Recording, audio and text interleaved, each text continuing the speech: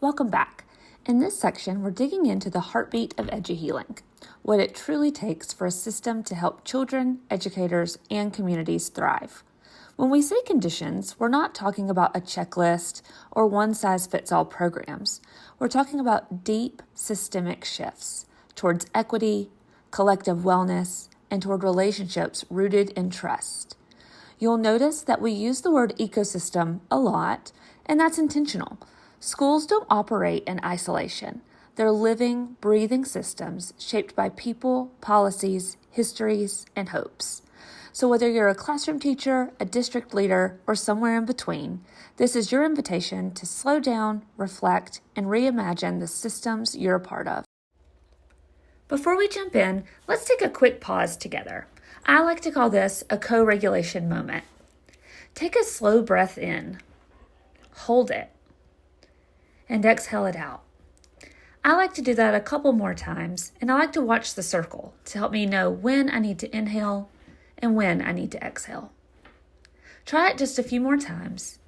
Drop your shoulders, unclench your jaw, wiggle your toes.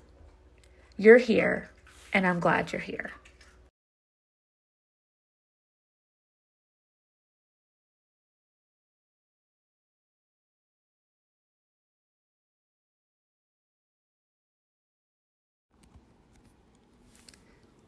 By the end of this section, you will articulate the foundational principles of EduHealing.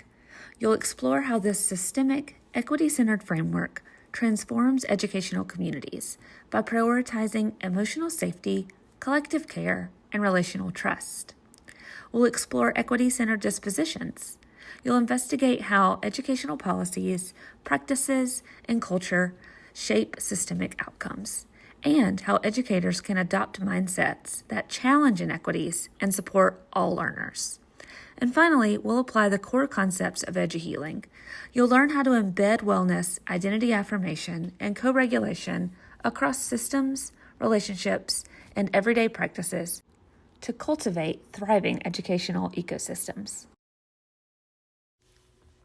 Before we jump into this week's content, let's take a moment to find ourselves and how we relate to the subject material.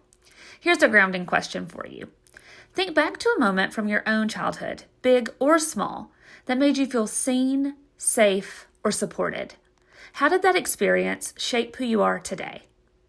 Take a moment to check in with yourself. There's no gold star or quiz at the end.